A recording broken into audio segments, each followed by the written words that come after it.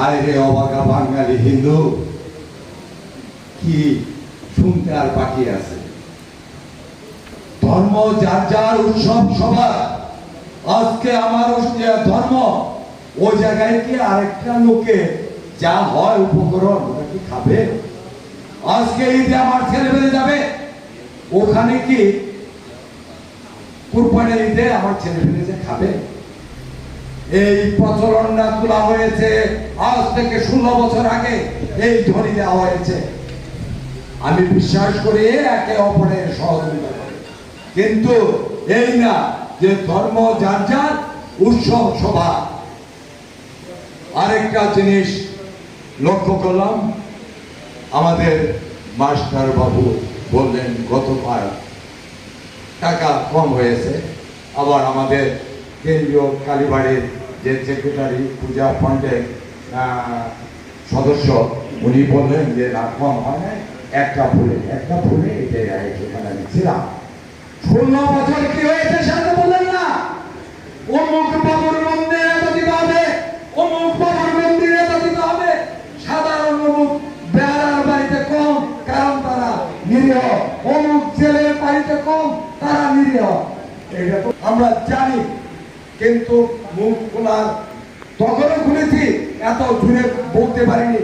তখন কি করেছে, এত টাকা রাখতে হবে আমাদের পূজা উদযাপন কমিটি ঘোরার জন্য, এত বাজেট কোথেকে আপনার বাবার টাকা দিয়েছে? সরকারি টাকা আমার পূজারীদেরকে ঠকিয়ে আপনারা পূজা পরিদর্শন করেছে। কেন এটা কেন হবে? আমি পরশুদিনে বলেছি সভাপতিকে, আহ্বায়ককে এবং ইয়েকে, সদস্য সচিবকে, এবার আপনারা এটা দয়া করে করবেন না। যদিও 2 বছর ধরে এটা হয় না, আপনারা, আমি চাবো আপনারা এটা করবেন না।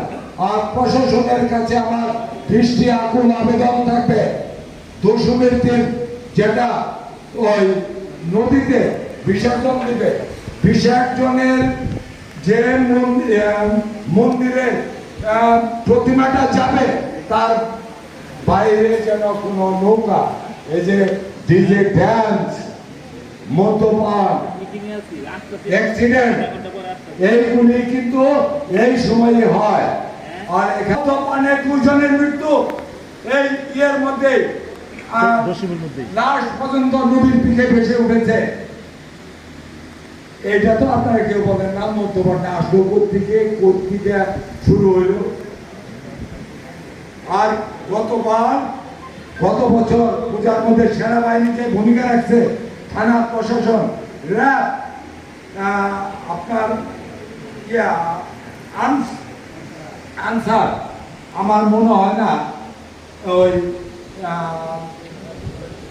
75-এর পরে কিছুদিন এরকম সিস্টেম ছিল, আর গতবারই এরকম সিস্টেম হয়েছে।